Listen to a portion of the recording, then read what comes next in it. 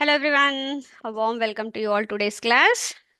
So where did we left in the last class? We have started the farming systems topic and we have started with the farming systems around the world.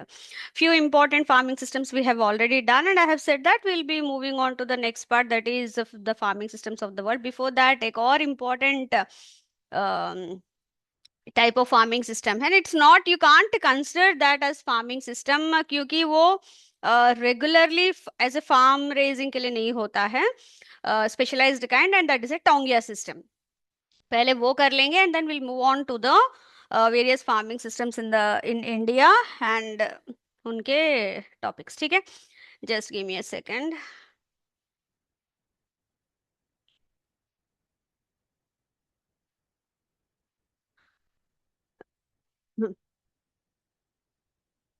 So you can see the screens as I can see. ये हमने कर लिया था and as I said earlier also, भी पहले taungya system देखेंगे फिर the rest one.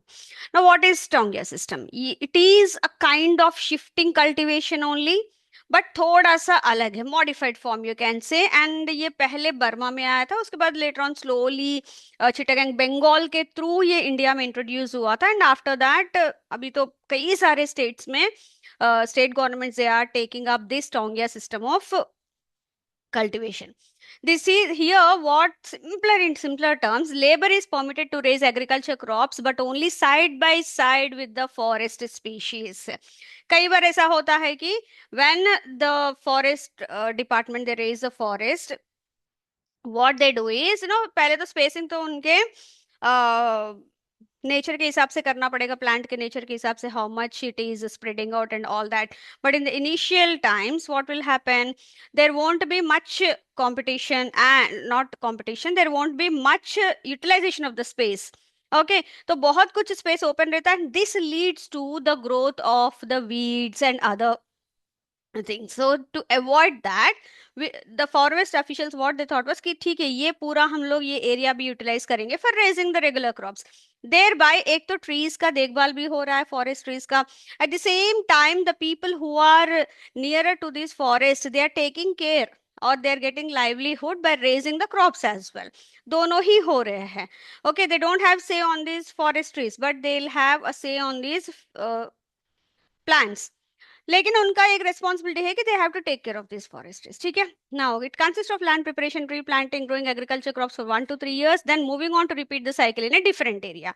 There bye forest का क्या बोलते हैं, केयर भी हो जाता है. This is introduce to raise forest plantations but finally became recognised agro forestry system. तो सबसे पहले फॉरेस्ट प्लांटेशंस को रेज करने के लिए इसको इंट्रोड्यूस किया गया था, but slowly now it has been recognised as an agro forestry system only.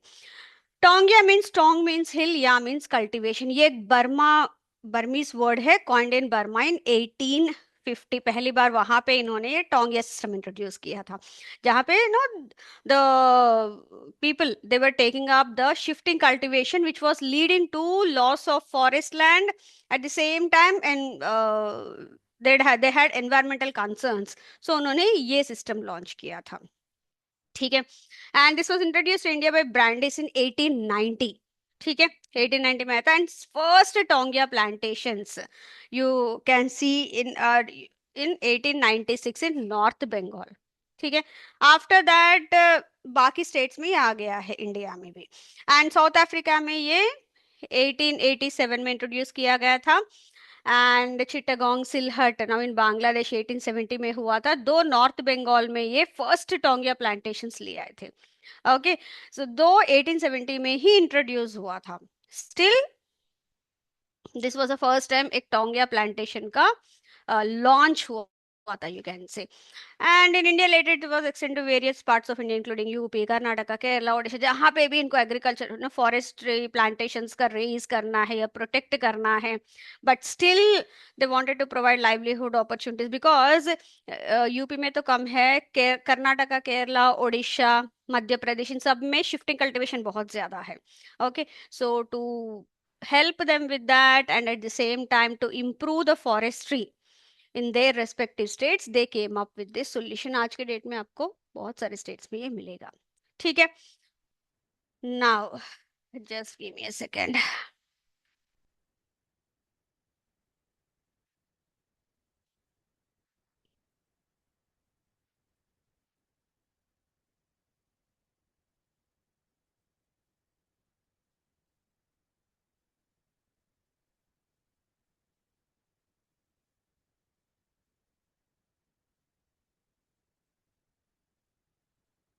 चलिए, नाउ एक और दो टर्म्स हमने देखा था, plantations and branching in commercial system. ठीक है, वो तो मैंने नॉर्मली एक्सप्लेन कर दिया। Here you can find the notes for that. As I said earlier also, plantations जो पेरिनियल नेचर के होते हैं, that can be cultivated, but majorly plantations हमें मिलेंगे tropical and sub tropical conditions में ही। टेम्परेट कंडीशंस में आपको मिलेंगे ranching sort of commercial systems. Okay, और एग्रीकल्चर भी कमर्शियल सिस्टम में ही रहता है वहां पे।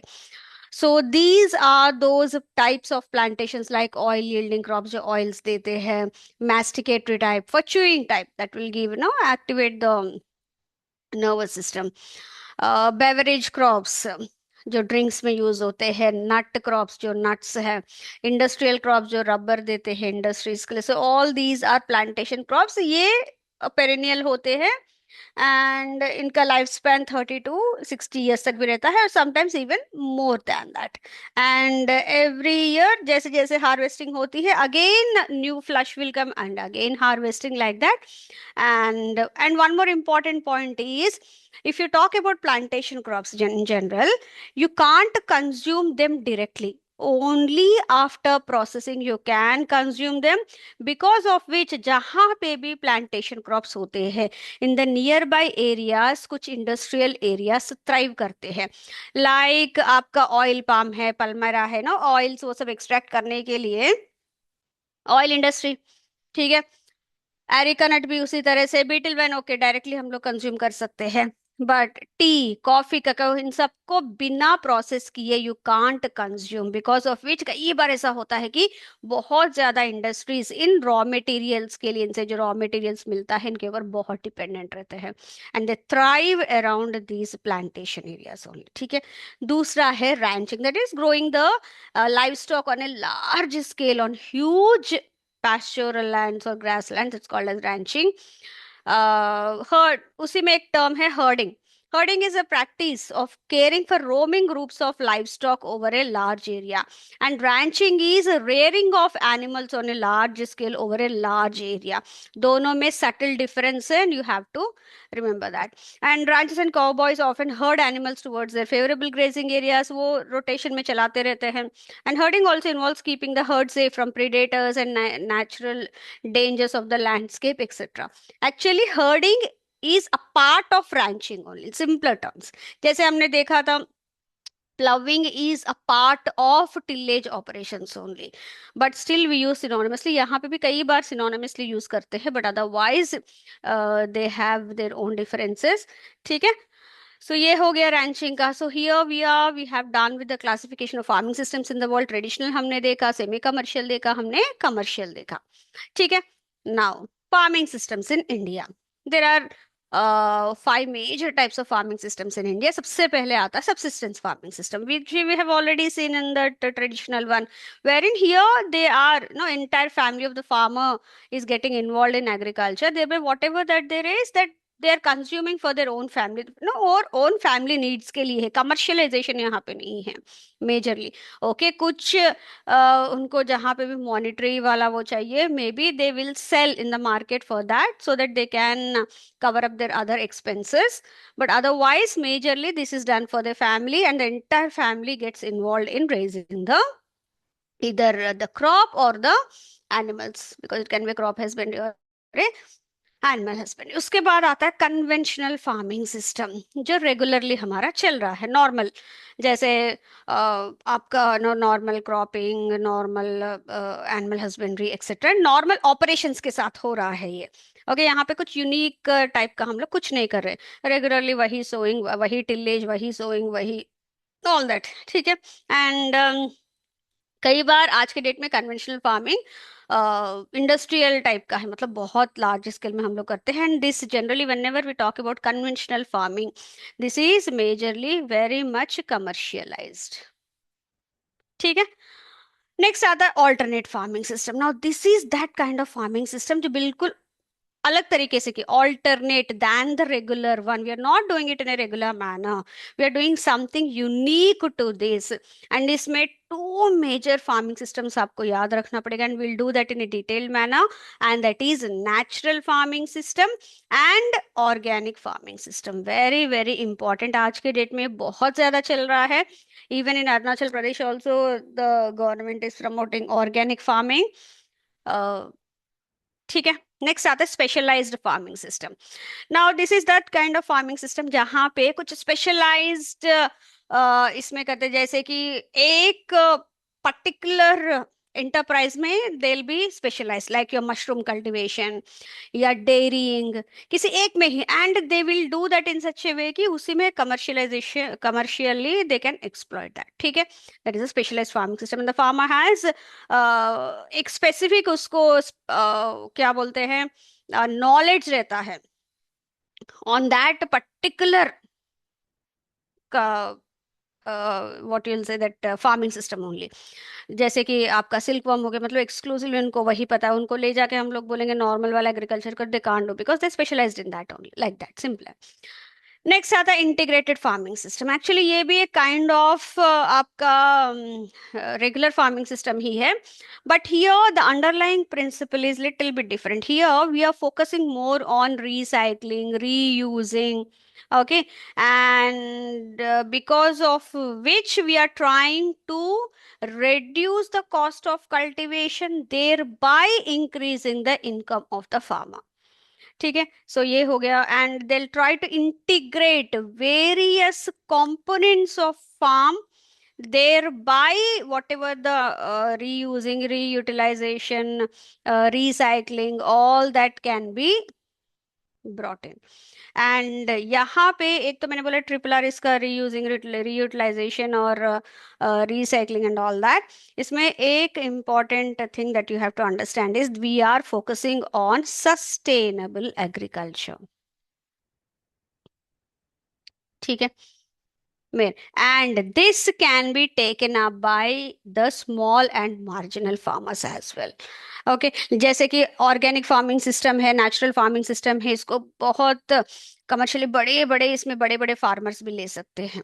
Okay, though they can take up integrated farming systems also, no doubt in that, but small and marginal farmers के लिए integrated farming system can help a lot. ठीक है, ये हो गया हमारा farming systems in India basically. As I said, conventional industrial agriculture बिल्कुल commercialisation रहता है, will use the farmer uses lot of synthetic fertilisers, pesticides, herbicides, no genetically modified organisms, concentrated animal feeding operations, तरह तरह के करेंगे, but at the end of the day they look at the profits only. ठीक है, they are not concerned with the environment और anything see. ठीक है, दूसरा specialised, as I said earlier also, specialised वाले में आपका only few enterprise or one enterprise is only run by the farmer in which he has acquired special knowledge, like your mushroom cultivation, rearing sheep, or dairy cattle, or silkworm cultivation, or beekeeping, etc. Anything he can, the farmer can do। and तीसरा था हमारा integrated farming system. ये definition जरूर याद रखिए, because कई बार ये MCQs में आता है, कई बार ये नॉर्मल कॉम्पिटिटिव एग्जामिनेशंस में पूछा गया था ये। इट इज इंटरडिपेंडेंट, क्योंकि एक दूसरे के ऊपर डिपेंडेंट रहते हैं कंपोनेंट्स के ऊपर, inter related, often interlocking production systems based on few crops, animals, and related subsidiary enterprises. So here different enterprises, they are interdependent, interrelated, and interlocked, thereby the byproduct of one enterprise can be utilized as the input of other enterprise, thereby improving or decreasing the cost of cultivation, cost of the entire business. We are looking at the agriculture as a business unit, and thereby increasing the income। ठीक है, now यहाँ पे for example मैंने यहाँ पे तीन components ले, मतलब एंटरप्राइजेस लिया है। एक तो मल्टीपर्पज क्रॉप्स, कुछ क्रॉप्स लिया है फार्मर ने, दैट इज एग्रीकल्चर। दूसरा है एक्वाकल्चर, तीसरा है एनिमल्स, लाइव स्टॉक लिया है। Now, these crops are there, they are giving some produce to the farmer. And what are the byproducts of them? The straw, और उसके residues, crop residues after harvesting etcetera. Now all these that can be fed to the animals, or the whatever the byproducts that are generated that can be used as a fuel or food, that is even the grains and as a fiber in any case, or it can be fed to the animals. Now what are the these are the main products of the um, these multi-purpose crops, and these are the byproducts. Now animals main products क्या है इसके? milk, meat, उनके work drought purpose for which they are being reared, or eggs whatever. And what is the byproduct of that excreta? Normally हम लोग जो भी byproducts या residues होते हैं, that would be the for that enterprise it is a wastage only, that's not going to help it.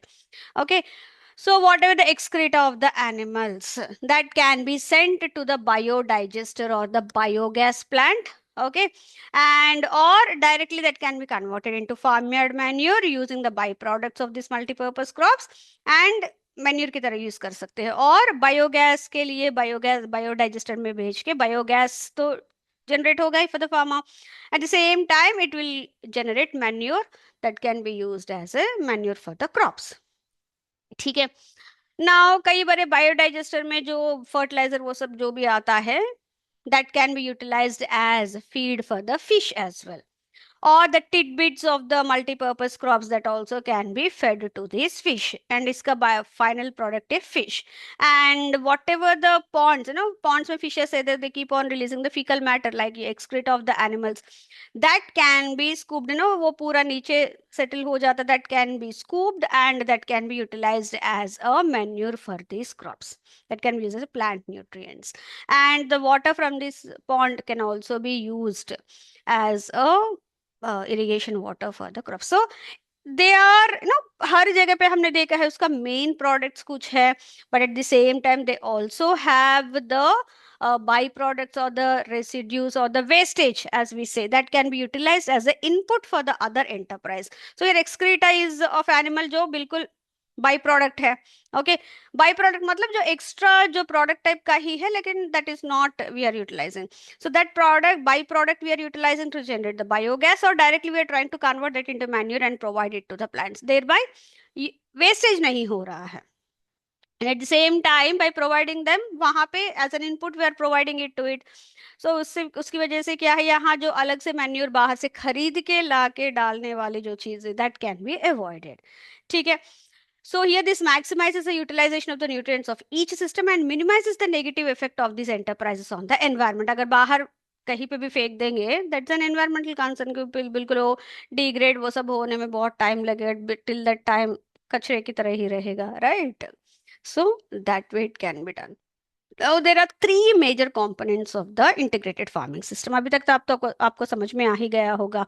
एक तो live stock component, एक तो ट्री कॉम्पोनेंट, एंड तीसरा है crops component. Livestock component में that is mix and match of the farming enterprises, right? So यहाँ पे cow, goat, sheep, poultry, bees, silkworm, आप कुछ भी ले सकते हैं यहाँ पे जो एनिमल वाला कॉम्पोनेंट है. ठीक है. यहाँ मल्टीपर्पज क्रॉप वाले कॉम्पोनेंट में आप लोग ले सकते हो trees that can be raised for fruits, fodder, fuel, etc. Next आता है क्रॉप कंपोनेंट, जहाँ पे आप क्रॉप्स ले सकते हो. एंड ये लाइव स्टॉक कंपोनेंट में ही आपका ये पॉन्ड एक्वाकल्चर भी आता है. ठीक है. ये हो गया हमारे तीन, मतलब इन्हीं के कॉम्बिनेशन में you can design an integrated farming system for your farm as well. And यहाँ पे again one has to look at कि उस एरिया में किस तरह के रिसोर्सेस है, किस तरह के कंपोनेंट्स है. मतलब जो नॉर्थ में यूपी में जो कंपोनेंट जिस तरह का डिजाइन चलेगा आईएफएस का, वो साउथ में नहीं चलेगा, क्योंकि वहां पे कुछ पैटर्न अलग है because of their environmental conditions. So that has to be taken care of. So recently ICR has come up with, recently भी 3-4 years हो गया है, उन्होंने 50+ such models design किया है for entire India. Integrated farming system models they are called as. ठीक है.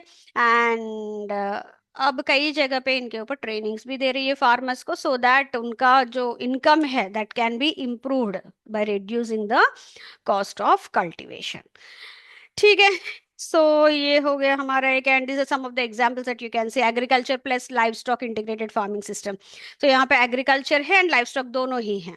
सो यहाँ पे whatever the by products excreta that can be utilize for the plants as manure, and इसके जो हार्वेस्ट होने के बाद जो भी टिडबिट्स होते हैं, बाकी जो बाई प्रोडक्ट्स जो straw residue etcetera all can be fed to the animals, thereby wastage नहीं हो रहा है and they are able to do that.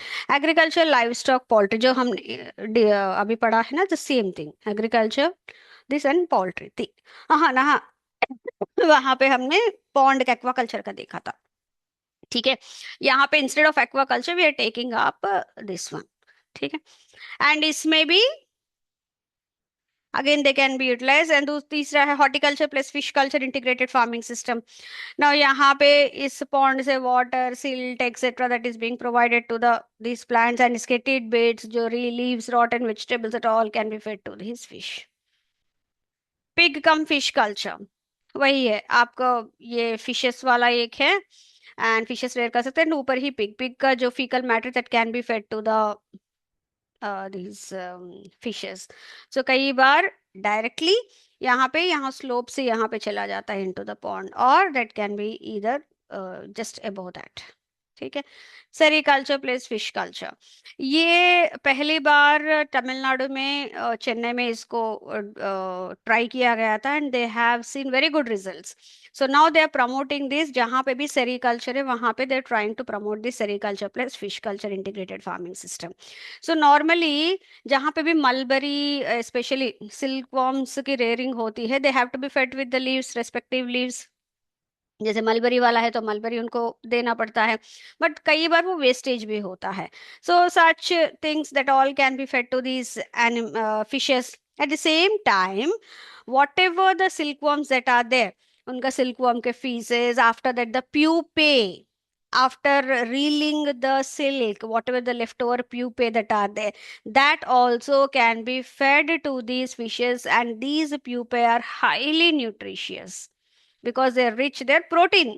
obviously वो organism है तो that would be no protein body। so उस तरह से ये जो whatever the faecal matter that is release by the fishes, ये सिल्ट है that can be use as a manure for these mulberry trees, and whatever the tidbits left over leaves etcetera that can be fed to these fishes along with the pupae. मतलब कुछ भी wastage नहीं हो रहा है, उनके faeces and उनके जो टिडबिट्स है, उनके जो प्यूपे है, everything can be fed to these fishes, and ये बहुत ही बेनिफिशियल साबित हुआ। But again that has to be looked at, the kind of conditions the farmer has to take up with this, but ये बहुत आगे चलने वाला है। ठीक है, ये तो आपने देखा ही होगा, अरुणाचल प्रदेश में ही अपतानी जो ट्राइब है वो करती है ये agriculture rice plus fish cultivation, and उनका बिल्कुल unique style of taking up that. यहाँ पे तो मैंने बहुत नॉर्मल फोटो दिखाया, as you can see here rice, and इसके जो भी कीड़े वीड़े लगते हैं that all they are fed to these fishes, and fishes since they are thriving there, whatever the fecal matter that they release, which is rich in ammonia, that can be used as fertilizer for these crops। ठीक है, for the agriculture crops, and these are the, अच्छा मैंने आपातानी वाला दूसरे इसमें लगाया है, मैं आपको वो दिख, I have done that in the last batch में, हम लोग फिर से करेंगे वो ओके इन डिटेल्ड मैनर, कि कौन से वेराइटीज हम लोग राइस उगा सकते हैं, उसमें कौन से फिशेस को वो ले सकते हैं, एंड वो किस तरह से करते हैं, that will do in the next class. For now focus on advantages. एक तो इसका प्रोडक्टिविटी इंक्रीज होगा ऑब्वियसली, जब नेचुरल थिंग्स आ रही है दैट टू बहुत अच्छे तरीके से, that will increase the productivity, increase the profitability. Obviously this is for what we are doing, we are reducing the cost and expenses, and we are thereby increasing the income। Sustainability, since we are not wasting, मैंने बताया था one of the underlying principles of integrated farming systems is the sustainable agriculture, we are trying to leave something behind for our future generations। Recycling बहुत important है, we are not wasting anything, and income round the year, since we are taking such enterprises जहाँ पे crops है, where we can, the farmer can earn income once in a while, that once in 6 months or so, वहीं पे उस alternate जो normal लीन है जहाँ पे एग्रीकल्चर नहीं ले सकते, they the farmer will get continuous income from the dairying. So likewise income round the year. Best utilisation of the small land holdings, छोटे छोटे. दैट्स वाई सेड नो, एक और चीज कि this is very much feasible for the small and marginal farmers. Meeting the fodder crisis, since we have ये crop residues, ये tidbits, ये सब रहते हैं that can be fed to the animals, so fodder crisis भी कम कर सकते. It's not that entirely we can depend on that, okay, but still manageable. And employment generation, since different enterprises are being run simultaneously, helping hands तो लगते ही है, thereby employment generation भी हो जाता है. Now this is one table that I want you to see. ये ICAR ने design किया है, मैंने नहीं किया है. जब एज आई सेड, जब उन्होंने वो 50+ IFS मॉडल्स रिलीज किया था ना, उसी टाइम पे उन्होंने ये अपने ट्रेनिंग के लिए वो किया था. As you can see here, they have taken different farming systems here in enterprise, like legume, मतलब agriculture वाला, horticulture, livestock, ये cereal based, ये fisheries, aquaculture, everything they have taken. Thereby, they are focusing on the soil health, the food and the food security, the nutritional, that food security, etc., and the nutritional security. ठीक है, इन्होंने ये तीन लिया है. Now what is that it is bringing? एक तो all this it is bringing the ecological security, because sustainability factor is being kicked in, so ज्यादा वेस्टेज नहीं हो रहा है. So now this is leading to sustainability. Now ecological security जब आ रहा है, and since we are involving all this, एक इनकम सिक्योरिटी भी मिल रहा है. How?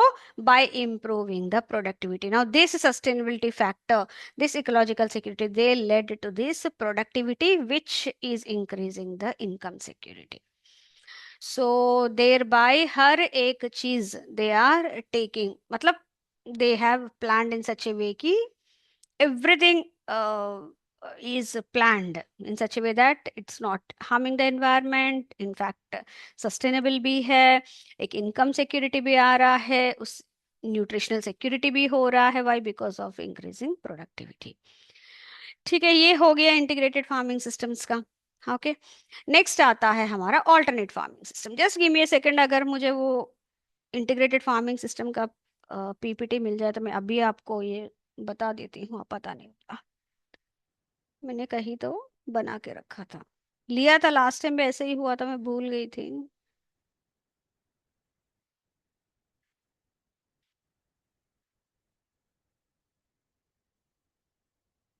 Just give me a second.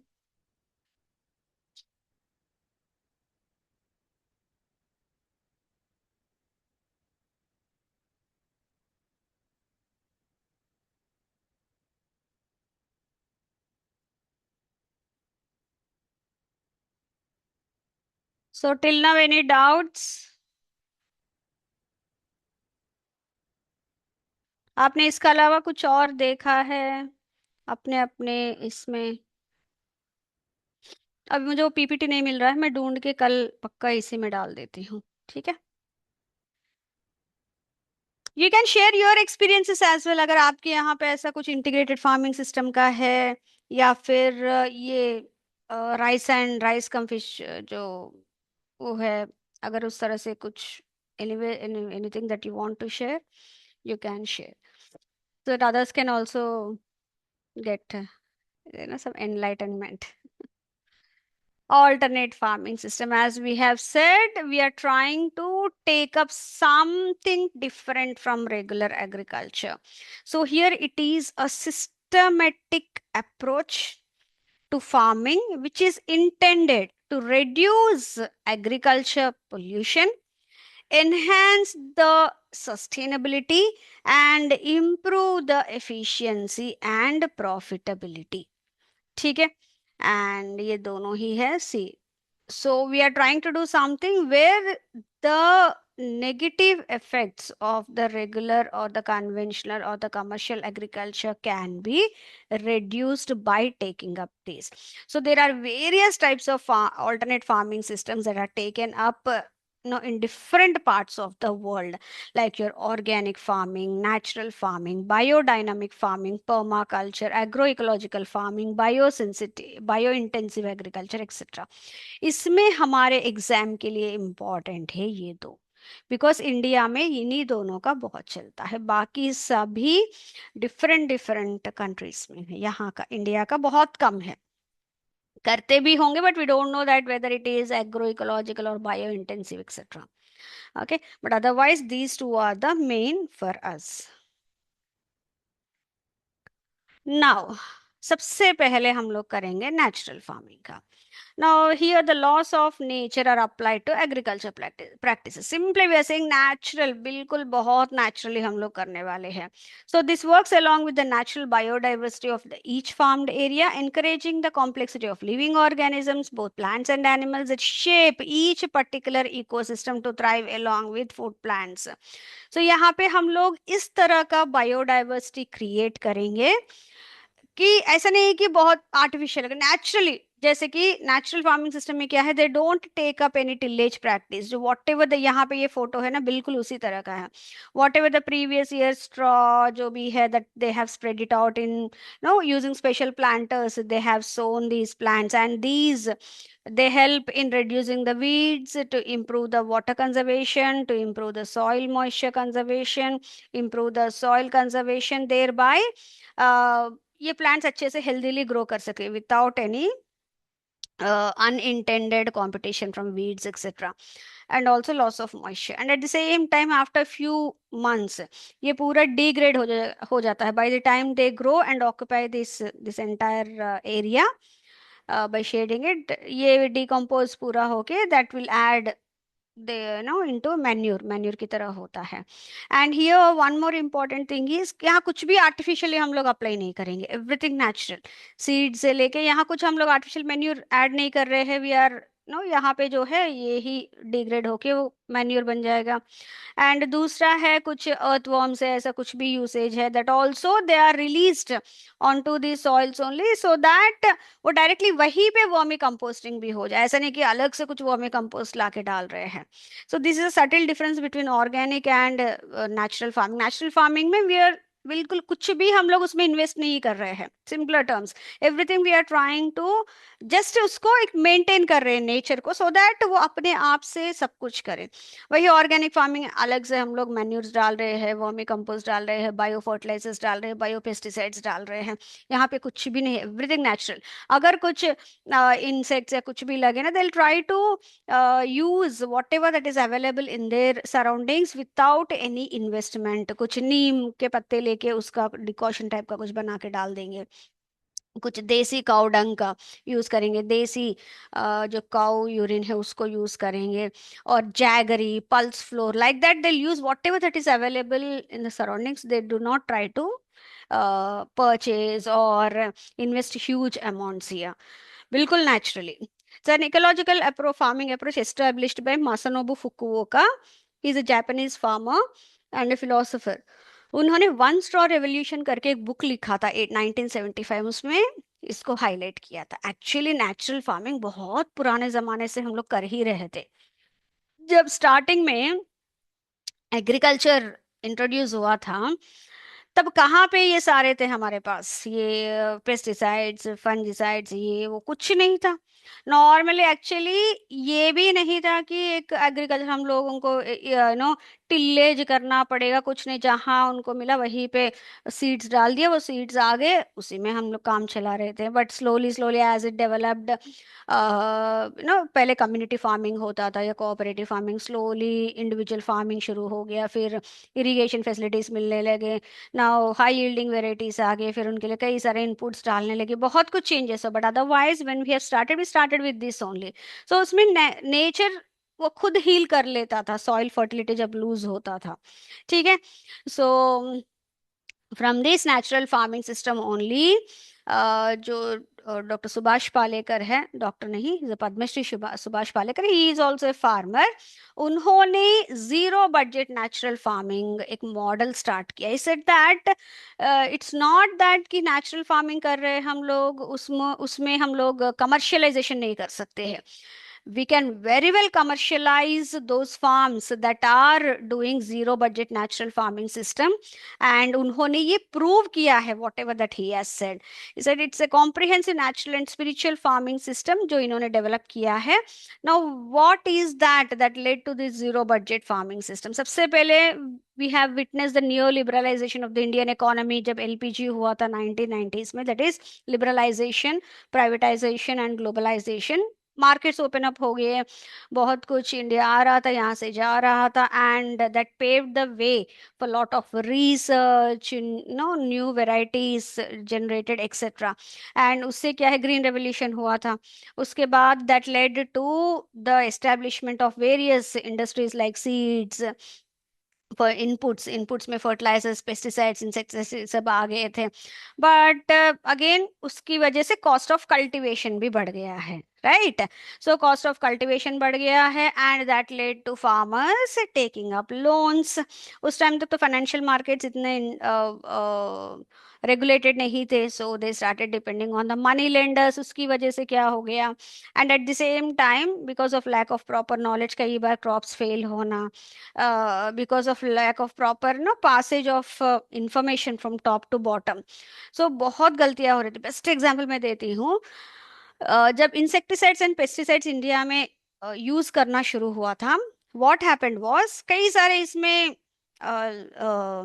Greediness भी था लोगों का, जो मिडिलमैन थे या कंपनीज थे या उनके वर्कर्स थे या फिर ट्रेडर्स थे. व्हाट दे डिड वाज, अगर फॉर एग्जांपल कोई केमिकल का जो मेन डोसेज है 1 ml पर लीटर जो आता है,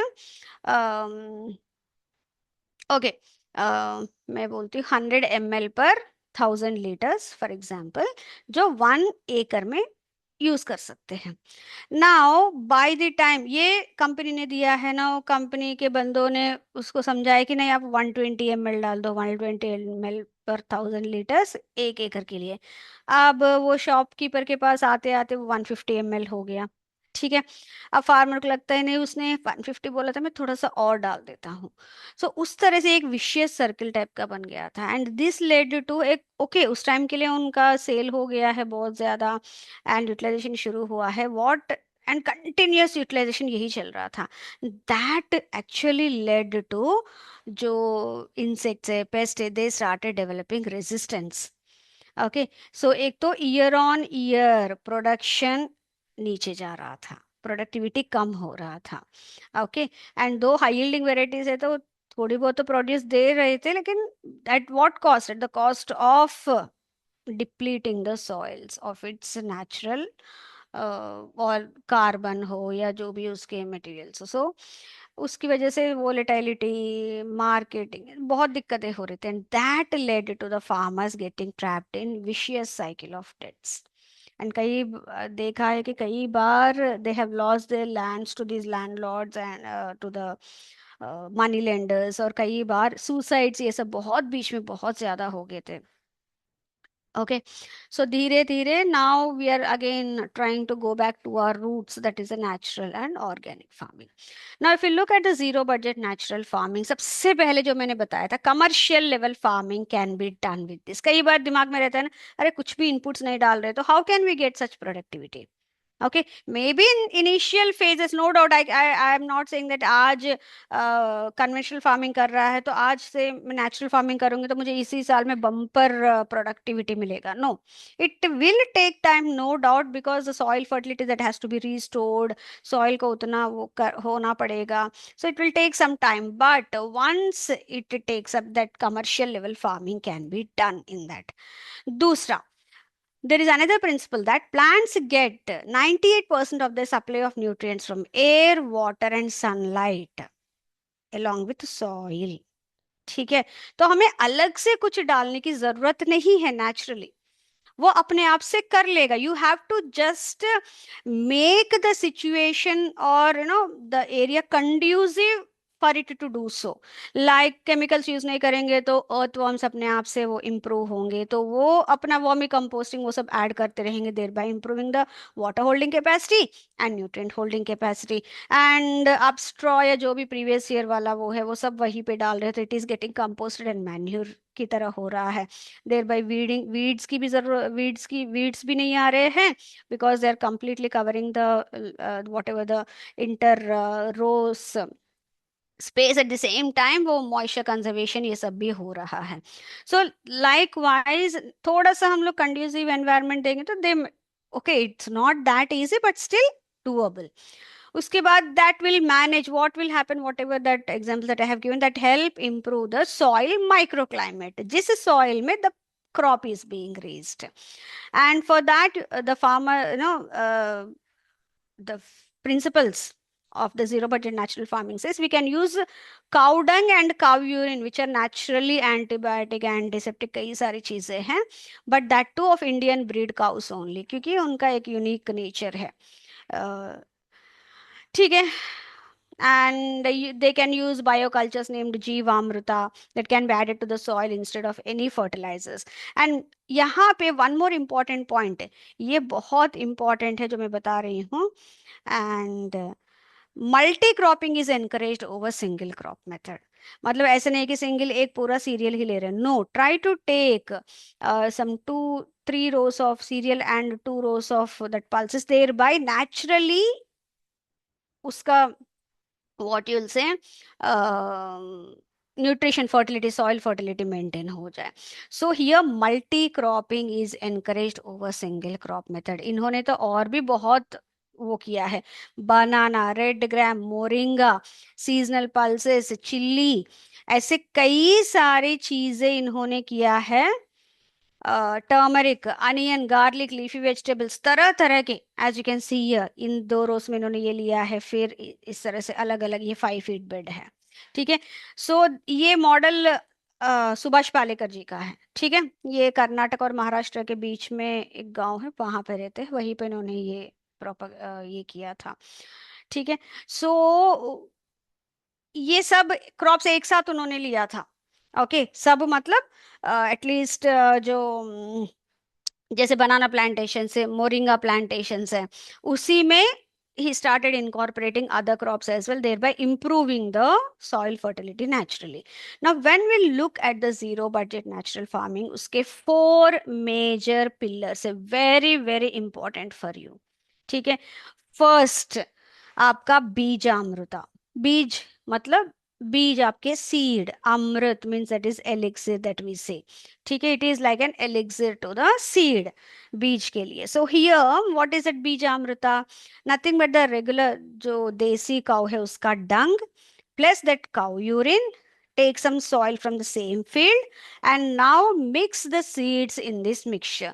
नॉर्मली जब भी सीड सोइंग होती है कंपलसरी फंजीसाइड कोटिंग देते हैं सीड्स के लिए, so as to avoid fungus infection, because जहाँ पे भी मॉइस्चर रहता है वहाँ पे फंगस आने के चांसेस है। एंड अगर फंगस आता है तो it would be difficult for the seed to survive and germinate in that, but otherwise and again seed germinate होना है तो मॉइस्चर कंपलसरी है। So for that they do this. So now ये natural fungicide का काम करता है।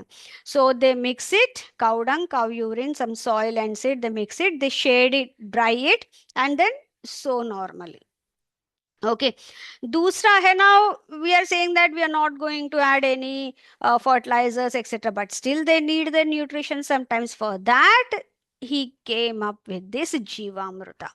जीवामृता में क्या है, the same cow dung and cow urine रहेगा, along with that उसमें थोड़ा सा वाटर, पल्स फ्लोर में अगेन बहुत सारे न्यूट्रिएंट्स होते हैं लाइक नाइट्रोजन ये सब, जैगरी इसमें आयरन, कॉपर ना, कॉपर नहीं आयरन, जैसे कुछ अच्छे माइक्रोन्यूट्रिएंट्स ये सब होते हैं, and handful of soil, mix it thoroughly and apply to the plants soil, so that way nutrition थोड़ा आ गया है।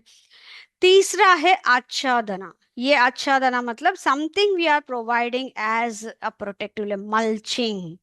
ओके। प्रीवियस क्रॉप रेसिड्यू भी हो सकता है, वो एक स्ट्रॉ मल्च, सॉइल मल्च हो सकता है, बार बार आप होइंग करते रहोगे तो that will create a soil mulch. या फिर स्ट्रॉ मल्च जो अभी हमने फोटो में देखा है, या लाइव मल्च, मतलब लाइव हमने मल्च क्रॉपिंग देखा है ना एग्रोनॉमी में, that same thing. So thereby आच्छादना means we are protecting some covering. आच्छादना, आच्छादना मतलब दैट हमारे लिए क्लोथिंग है। Okay, so some covering or some protective covering we are providing to the field, thereby बाग नो कई सारी चीजें उसमें कवर हो जाती हैं। And this will help in the no irrigation भी बहुत ज्यादा की जरूरत नहीं होती है। एट द सेम टाइम कई सारे बेनिफिट्स है जो हमने ऑलरेडी डिस्कस किया है, ठीक है। नेक्स्ट आता है हमारा वापासा, रिड्यूस्ड इरिगेशन। मतलब ऐसा नहीं है कि आप डेली डेली इरिगेट कर रहे हो, no, irrigate only when it is required. When we do irrigation chapter we'll see what are the stages of plant, stages of crop growth during which they no critical stages of crop growth हम लोग बोलते हैं। उसी time पे irrigation देंगे ना ज्यादा effective रहेगा, वेस्टेज भी कम रहता है उसमें। because बाकी टाइम पे तो the plant can survive, because we have already seen one more principle here, 98% of their supply of nutrients etc, that all they can get it from air, water, sunlight and soil। okay, so only for some बीच बीच में हमें जब उसका growth अच्छा है, when it is going for flowering or fruiting etc, we have to provide it support, provide the plant with some support, ठीक है। सो वापासा means reduce irrigation, and ये भी हम लोग उस टाइम पे देंगे जहां पे where it can utilize that properly without any wastage, like evenings में when there is no less sunlight and बिल्कुल कम हो गया है। now so these are considered as a four major pillars of zero budget natural farming in India। इसके अलावा if the farmer feels कि कुछ insects आ रहे हैं, pests आ रहे हैं, for that he generally tends to look out at the local ingredients that are available like neem cakes, okay, या फिर नीम लीव्स डिकॉशन, या फिर नीम सीड्स का जो ऑयल आता है, नो, इस तरह के, या और भी कुछ और है तो that also he can use as per the availability. But जो भी नेचुरली वहां पे अवेलेबल है, the farmer tends to use that only, ठीक है। बहुत ज्यादा इंपॉर्टेंट है, याद रखिए ना। What are the advantages of zero budget natural farming? एक तो rising cost of an external inputs, that is pushing the farmers into indebtedness and suicide among the farmers, that can be reduced, right? According to the National Sample Survey Office, approximately 70% of the agriculture households, ये NSSO का data थोड़ा पुराना है but highly reliable, 70% of the agricultural households spend more than they earn, and more than half of all the farmers they are in debt। ये truth है, ये reality है। Farming made into zero budget excess help envisage doubling of the farmer's income. How? By reducing their cost of cultivation. Obviously जो income मिलेगा उसका income ही होगा, कुछ और करने की जरूरत नहीं है, मतलब पे करने की या फिर इंटरेस्ट पे करना, ये करना है वो करना है, that it suits all crops in all agro climatic zones. कहीं पे भी कर सकते हैं, वहां के एरिया के हिसाब से you have to choose the crops. Chemical intensive farming, that's one second, chemical intensive farming, soil and environmental degradation होता है, that can be avoided here. And zero cost है, बिल्कुल एनवायरमेंटल फ्रेंडली भी है। सो बहुत बढ़िया है फार्मिंग कम्युनिटी के लिए, बिकॉज इस प्रमोट्स एरेशन, मिनरल वाट मिनिमल वाटरिंग, वाटरिंग भी हम लोग बहुत कर रहे हैं, इंटरक्रॉपिंग कर रहे हैं, बंड्स क्रिएट कर रहे हैं, टॉप सॉइल मल्चिंग हो रहा है, and it discourages intensive irrigation and deep प्लविंग that can mix the soil. हमने देखा ना कंजर्वेशन एग्रीकल्चर कंजर्व, वो बहुत ज्यादा बढ़िया है, तो that is being taken up here. Okay, उसके क्या बेनिफिट्स है वो सब ऑलरेडी हमने कर लिया है। वन सेकेंड, क्या हो गया? तो ये हो गया हमारा नेचुरल फार्मिंग, ठीक है। Yes, any questions here? ये अभी आपका लेटेस्ट सिलेबस में क्लियर बहुत स्पेसिफिकली दिया गया है, जीवामृत, वापासा, आच्छादना, ये सब करके। यस,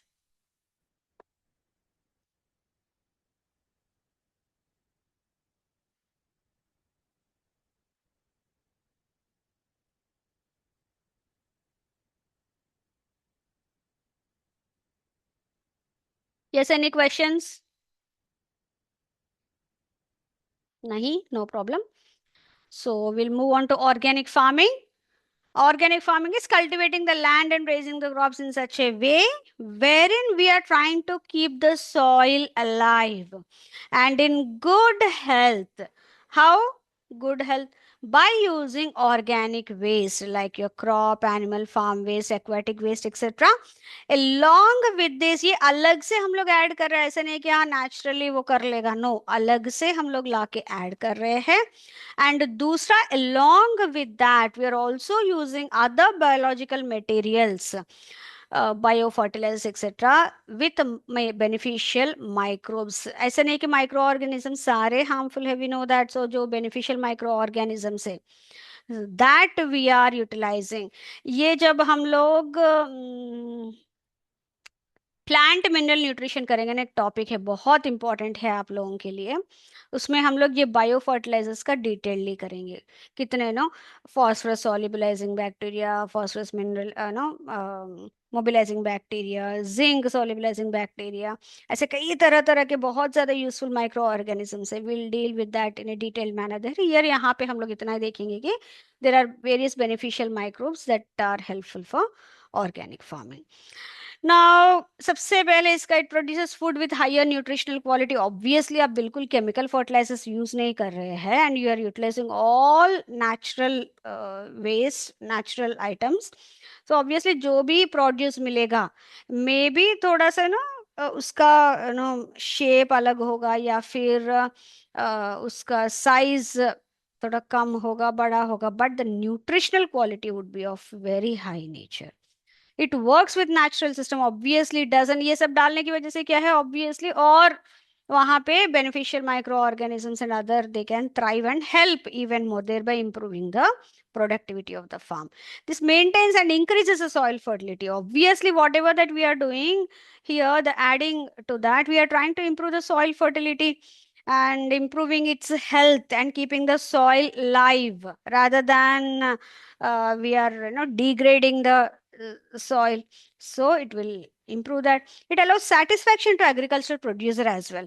कोई भी फार्मर ये नहीं चाहता कि वो खुद अपने लैंड या फील्ड को पॉइजन करे. बट स्टिल बिकॉज ऑफ कई बार लैक ऑफ नॉलेज भी होता है, कई बार बहुत कम होता है कि ग्रीडीनेस की वजह से करे, अदरवाइज लैक ऑफ अवेयरनेस की किस तरह से यूज करे, कैसे यूज करे. एंड उनका एक ही रहता है कि फैमिली को कैसे सपोर्ट करे. सो that, so if he is getting everything naturally only and if it is being understood by the farmer properly, so obviously that will bring a lot of satisfaction to him. Wider social and economic impact of farmer system, obviously that will have an impact in the entire on the society as well as on the economic part. Use renewable source resources and avoids pollution. It uses renewable resources only, जो भी आ रहे हैं ना, जो natural वाले हैं, and that will lead to avoiding the pollution like it used to do earlier with the chemical pesticides and chemical fertilizers etc. Okay, so when we look at the components of organic farming, कई सारे components है like your crop rotation. मतलब एक agriculture year में ये नहीं सोच रहे कि हम लोग एक ही क्रॉप लेंगे, but we are trying to rotate the crops in such a way, ऐसे भी रोटेट कर रहे हैं which is trying to improve the soil fertility. ऐसा नहीं कि कंटिन्यूअसली मोनोकल्चरिंग कर रहे हैं. ठीक है, इसमें पहले आपको मोनोक्रॉप एंड मोनोकल्चर समझना पड़ेगा. मोनोक्रॉपिंग मतलब in a single season. Agriculture year में मैं हमने बताया कि 3 सीजन्स होते हैं mainly, kharif, rabi and zaid, right, और समर. सो इसमें क्या है, हमने देखा है कि मोनोक्रॉपिंग मतलब एक सीजन में एक क्रॉप हम लोग ले रहे हैं. ठीक है, and monoculture means we are taking the same crop season after season, year after year, continuously वही ले रहे हैं. like पैडी हो गया, खरीफ में भी हम लोग वही ले रहे हैं, रबी में भी कुछ उस तरह का वेराइटी है तो हम लोग वही ले रहे हैं, जायद में भी अच्छे से इरिगेशन फैसिलिटीज है तो हम लोग वही ले रहे हैं. ये 2023 का है, 2024 में भी वही ले रहे हैं, 2025 मतलब कंटिन्यूअसली वही ले रहे हैं, मोनोकल्चर. So यहाँ पे ऑर्गेनिक फार्मिंग में we try to avoid the monoculture and we try to go for crop rotation, where एक सीजन में एक क्रॉप, दूसरे सीजन में दूसरे crop, and generally we make it in such a way that एक exhaustive होगा तो उसका कॉम्प्लीमेंट्री रेस्टोरेटिव होना चाहिए। ठीक है। Crop residue utilization, whatever the crop residues that are generated that they tend to utilize, or utilization of loads and loads of organic manure, waste management, whatever the waste that is generated on the farm they try to recycle that, like उसमें कुछ farm yard manure बना लिया, कुछ composting कर लिया, no biogas करके फिर composting कर लिया, उस तरह से। Biofertilizers, utilization of the biofertilizers, जहाँ पे लिविंग बेनिफिशियल माइक्रो ऑर्गेनिजम्स का भी यूज कर सकते हैं। बायो पेस्टिसाइड्स, यस, कई बार ऐसा होता है कि वन ऑर्गेनिज्म जो प्लांट के लिए हार्मफुल नहीं है but for the pest of that crop it is harmful, so उस तरह के भी यूज कर सकते हैं। कई सारे बायोपेस्टिसाइड्स आज के डेट में है जो यूज होते हैं। ठीक है। नेक्स्ट आता है हमारा वर्मी कंपोस्ट, जो वर्मी कल्चर करके वर्मी कंपोस्ट बना के फिर उसको हम लोग ऐड कर रहे हैं। ठीक है। So I am stopping it here. ठीक है, ऑलरेडी टाइम, मतलब टाइम तो क्या है वो तो रहेगा ही। So here I am stopping, मैं फिर बीच में रोकूंगी तो अच्छा नहीं लगेगा। So tomorrow will be doing the complete organic farming and कोशिश करूंगी कि मैं और वो ऐड करूं, वो पता नहीं वाला कल मैं प्रोवाइड कर दूंगी। ठीक है, if you have any questions you can ask me, और if you do not have any you can leave. Yes, मैं स्टॉप शेयरिंग कर रही हूँ। यस, एनी क्वेश्चंस और क्वेरीज? मैं वही देख रही हूँ कहाँ पे मैंने रखा है वो नोट्स, दूसरा वाला।